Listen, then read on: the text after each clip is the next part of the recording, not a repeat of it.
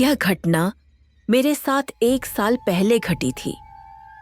हमारे final exams नजदीक आ रहे थे और मुझे अभी भी बहुत ज्यादा तैयारी करनी बाकी थी। आमतौर पर हमारे ईडन हिल स्कूल की लाइब्रेरी शाम 5 बजे बंद हो जाती थी, लेकिन एग्जाम्स की वजह से स्कूल प्रशासन ने फैसला किया था कि लाइब्रेरी आधी रात तक खुली रहेगी, ताकि अगर बच्चे चाहें तो वे पढ़ाई करने के लिए रुक सकें। मेरा घर स्कूल से ज्यादा दूर नहीं था, इसलिए घर पर पढ़ने की बजाय मैं शांत और सुकून भरी लाइब्रेरी में पढ़ना पसंद करती थी। मैं अक्सर वहीं एग्जाम्स की तैयारी किया करती थी।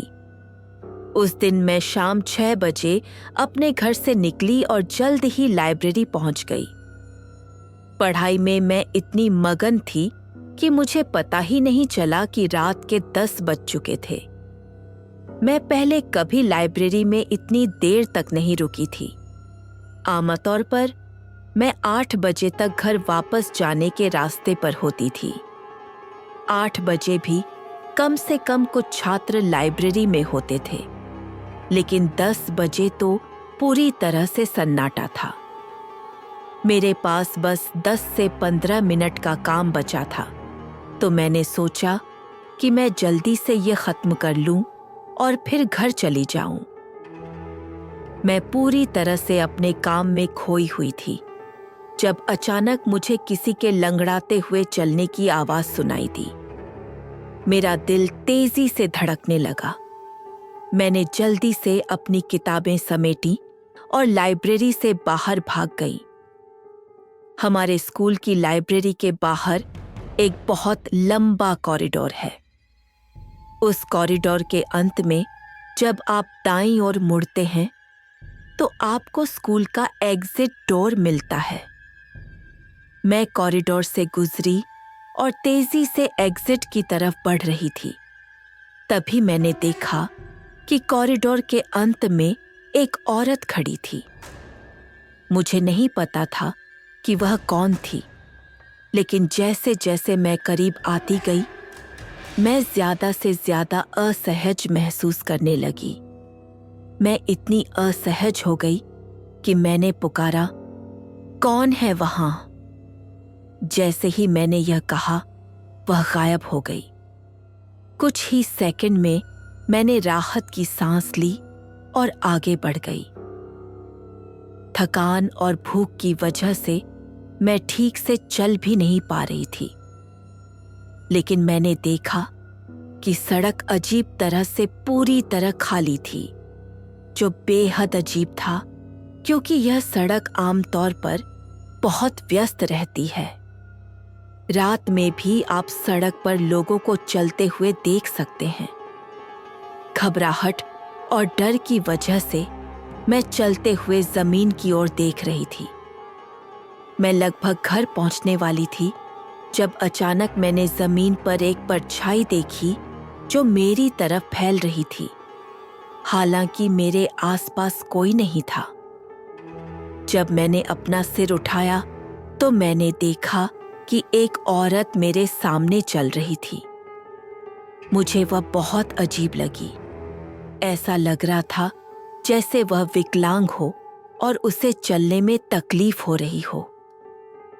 वह इतनी धीरे चल रही थी कि मैं कुछ ही समय में उसके बराबर आ गई। अब मैं उसके इतने करीब थी कि मैं उसे साफ देख सकती थी। वह फटे पुराने और गंदे कपड़े पहने हुई थी और उसके हाथ और पैर मुड़े हुए थे। उसके बाल भी बहुत बिखरे हुए थे। मुझे यह इतना अजीब लगा कि मैं अपनी जगह पर रुक गई। मेरी अंतरात्मा मुझे बार बार कह रही थी कि इस औरत के करीब मत जाओ। मेरे पास उसे पीछे छोड़कर आगे निकलने की हिम्मत भी नहीं थी। तभी वह औरत अचानक घूमी और उसने मुझे देखा। उसकी आंखें बिल्कुल खाली थीं, जैसे कोई काला गड्ढा हो। मेरी सांसें रुक गईं। मैं डर से जम गई थी। फिर उसने एक बहुत ही अजीब और डरावनी आवाज में पूछा, क्या तुमने मेरी बेटी को देखा है? मैं जम गई थी। सदमे की वजह से मैं एक शब्द भी नहीं बोल पाई। मेरा दिमाग सुन्न हो गया था। मुझे नहीं पता था कि उसके इस अजीब सवाल का जवाब कैसे दूं। डर की वजह से मैंने बहुत दूर की ओर इशारा करते हुए कहा, वो वहां, उधर। मैं बस चाहती थी कि वह मुझसे दूर चली जाए। वह औरत लंगड़ाते हुए उस दिशा में चल पड़ी जहां मैंने इशारा किया था। वह इतनी दूर चली गई कि मैं उसे देख नहीं सकती थी। मुझे इस बात का डर सता रहा था कि वह फिर से मेरे सामने आ सकती है, इसलिए मैं जितनी तेजी से हो सके भागी। उस समय मेरा दिमाग किसी ऐसे व्यक्ति को ढूंढने के अलावा कुछ नहीं सोच पा रहा था जो मेरी मदद कर सके। एक कार, एक इंसान, कोई भी।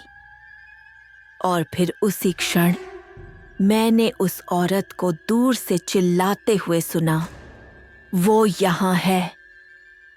उसके बाद मुझे कुछ भी याद नहीं। जब मुझे होश आया तो मुझे पता चला कि मेरे पड़ोसी राजेश अंकल ने मुझे जमीन पर बेहोश पड़ा हुआ पाया था और वे मुझे घर ले आए थे। मुझे यह सब उन्हीं से पता चला।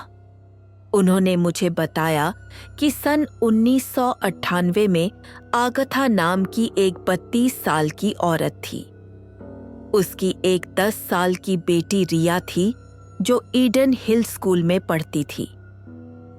एक दिन अपने दोस्तों के साथ खेलते समय रिया का एक एक्सीडेंट हो गया और उसकी मौत हो गई। आगथा अपने बच्चे को खोने का दुख बर्दाश्त नहीं कर पाई।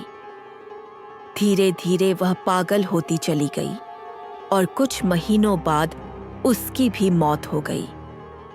लोग कहते हैं कि उसकी आत्मा अभी भी ईडन हिल स्कूल और आसपास के इलाके में भटकती है। आगथा की आत्मा अपनी खोई हुई बेटी को ढूंढते हुए देखी गई है।